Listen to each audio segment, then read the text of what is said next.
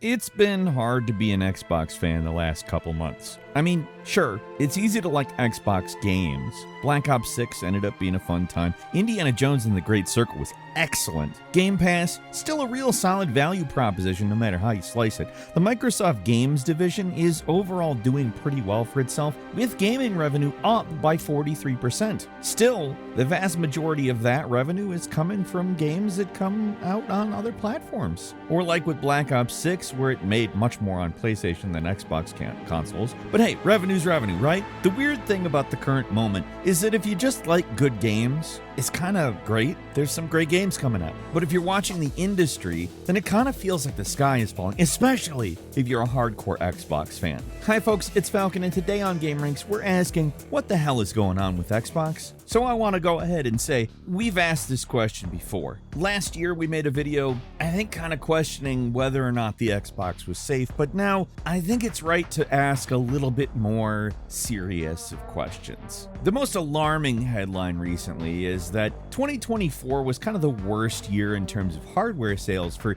the entire history of Xbox. In 2024, the Series X/S have only sold 2.7 million units total the whole year. European sales even worse. There were only 290,000 units sold in all of Europe. It's an understatement to simply say yikes. I didn't hear that. In November, PS5s outsold the Xbox Series consoles 5-1. It's even worse if you restrict it to either S or X. But these are just numbers. They don't fully illustrate what's going on. So what is going on? Well, all right. I know this is a cliche, but it's complicated, all right? Right now, the Microsoft gaming division, along with the entire gaming landscape, honestly, is in a period of major transition. There is a whole lot of uncertainty in the gaming world right now. Developers and publishers that used to dominate the scene are struggling hard. Ubisoft had a terrible year in 2024. Electronic Arts, same boat. And just a few years ago, it would be laughable to suggest that EA or Ubisoft could go bankrupt or get sold off to some other company for parts, but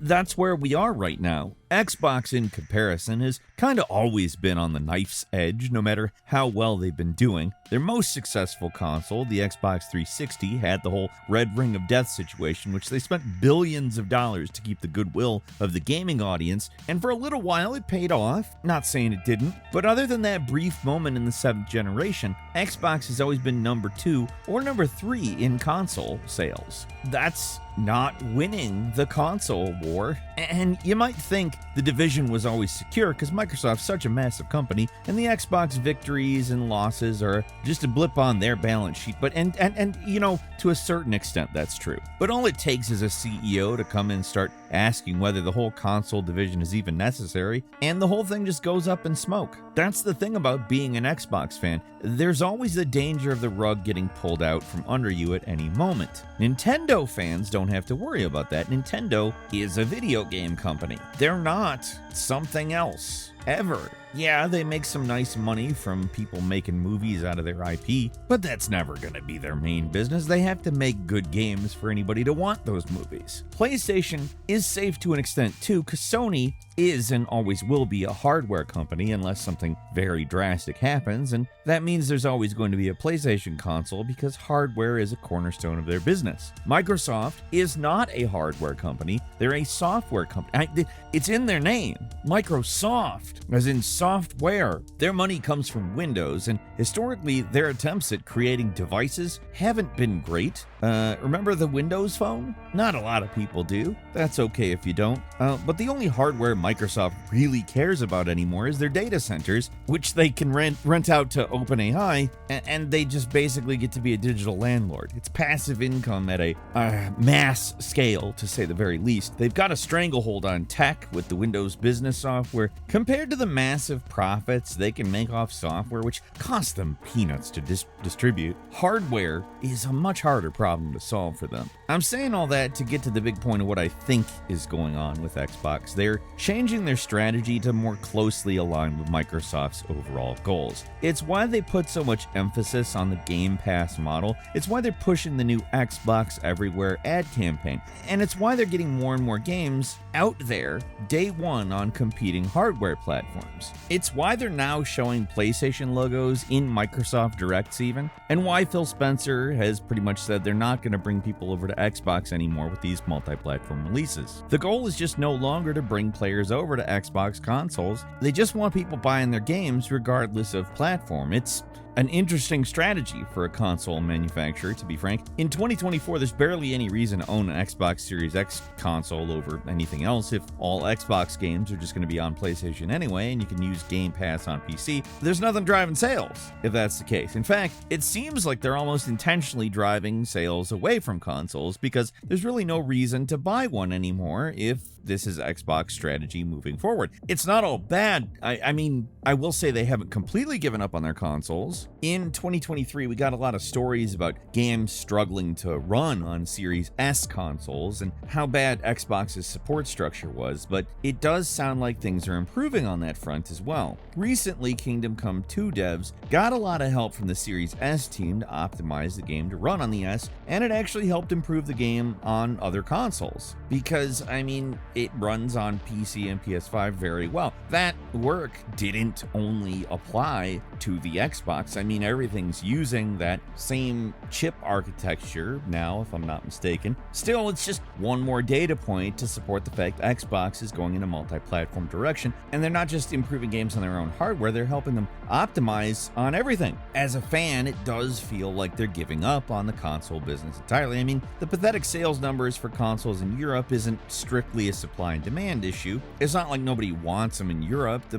problem is that if you do want them, they're actually getting harder to get. Near the end of the year 2024, Xbox's EU division admitted there was a hardware shortage, but had no information on when they would be restocked. There really hasn't been any other news either. Xbox consoles, especially the Series X, are just gone in Europe. They can still be ordered online, but if you want to get one in a store, I guess they're pretty vanishingly rare, especially in Eastern Europe of all places. The European market has always been notoriously underserved by Xbox, to be frank, but the situation has gotten worse. At all points to Xbox winding down its console division. But then again, that could actually not be the case. We don't know. Recently, an insider, keep in mind I'm putting that in scare quotes, but recently someone claiming to be an insider claimed to have information about the next generation Xbox, which according to them has hit a major development milestone. Phil Spencer has said that there will be another Xbox console, and there are rumors that they're also making a handheld, so it's not like Xbox's hardware is necessarily dead. It does seem like the Microsoft Games division is changing their strategy though. And the thing about the low console sales is that console sales are down across the board. Even PlayStation, which handily outsold Xbox in 2024, only did so because of the PlayStation 5 Pro, a console refresh that has its own litany of problems and underperformed overall. It's not like Sony's been making a lot of great design decisions lately. It's possible that the future of Xbox, as we're projecting right now, is actually the right side of history. Perhaps the multi-platform shift is the right move. I think, though, ultimately their goal here is to make Xbox into the Windows of gaming. Nobody's a fan of Windows. In fact, we all kind of hate it. But Microsoft has a stranglehold on business software, so it doesn't matter what they think. We're all going to keep using it anyway because there isn't an alternative that, as omnipresent. I mean, there are alternatives. Linux has been getting better and better for personal use at least, and Mac OS is better at running some of the older PC games using Windows emulators. Like, Microsoft isn't the only player in the game, but they control so much of the market they might as well be. And I would guess that's what they want Xbox to be, something that we all use because, well, what else is there? The problem here is that for a software company, Microsoft kind of sucks ass at making software, so so without already controlling the market, they are going to run into problems. As much as they can try to make Xbox into an essential part of their PC environment, people are gonna mostly keep using Steam because it's better. Like, it's a more user-friendly launcher. It's, frankly, at the moment at least, more reliable in certain ways, particularly in cloud saves. I have had personal problems with that. That said, if they can't control your digital life, they can at least make a whole lot of money selling their games on other hardware, and so far that gambit, that's working. That's keeping the division afloat at a time where it seems like consoles in general may be declining. Anecdotally, I have noticed more and more people shifting to PCs as their primary gaming machines. 80% of developers are making their games for PC now. PC sales are way up, console sales are down, and maybe Xbox is just following that trend line. It's hard to say for certain what Xbox is going to look like in 5 to 6 years, but right now I understand why Xbox fans feel concerned. They have cause to be concerned, to be frank. It just used to be a lot more fun to be an Xbox fan when you had exclusive games and unique hardware with its own features. You had your part of the gaming landscape. It was your tribe. There was a certain amount of pride being part of it. You stuck with them through the good times and the bad. Like, it felt like you were part of something. PlayStation fans still kind of have that. They have their unique exclusives from time to time, and Nintendo fans, I mean, they still absolutely have that. Nintendo is the one constant in the gaming industry. They have unique hardware. The games are just exclusive to their own stuff. They're their own thing. Microsoft, I guess, used to be like that. Like, everybody pretty much had that model before, but it's becoming more and more clear they're in the money-making business, and you can't out Nintendo. It's just, you can't. And they're certainly not here to build a community, and in some ways, that's a good thing. I mean, does everything need to be exclusive? We live in this interconnected world where, like I said, the chip architecture's very, very not different. There is far less of a reason, physically speaking, to have a bunch of different consoles. And as that becomes more apparent to the consumer, you're kind of just hurting yourself more and more if you make games that only show up on one console. If you're a company that demands growth, kind of makes sense to sell a game in as many places as possible. Yes, Nintendo Switch has managed to sell more first-party games with more than 1 million copies than any other console ever. But again, Nintendo's its own thing. Xbox never was and never will be Nintendo. Nobody will ever be Nintendo. Sega was the only people who came close. They had it narrowed down to a big 2. There were only 2 consoles that mattered. And for a very brief time with that kind of a market, they were actually winning. And yes, later, PlayStation 2 did outsell the GameCube, but that was a different market. You had 3 things on the market, and that's if you're not counting handhelds. And as much as there's some great GameCube games, it was never, ever going to be the era that anybody called Nintendo at the absolute top of their game. It's certainly up there, but not at the top. Seriously, what the hell is going on with this controller? Now here's the thing. Xbox can't be Nintendo, but they can be Activision, which isn't exactly a heartening thought for Xbox fans, but for people who just like games, like think games are a good thing to have, it's not necessarily terrible. It's undeniable that Xbox is changing. It's not necessarily going to be a full third party. They are at least planning another console, and I expect that probably will happen because Microsoft is a slow-moving behemoth of a company. Change comes slow with these guys, so I don't see them completely dumping the hardware business quite yet. It could happen.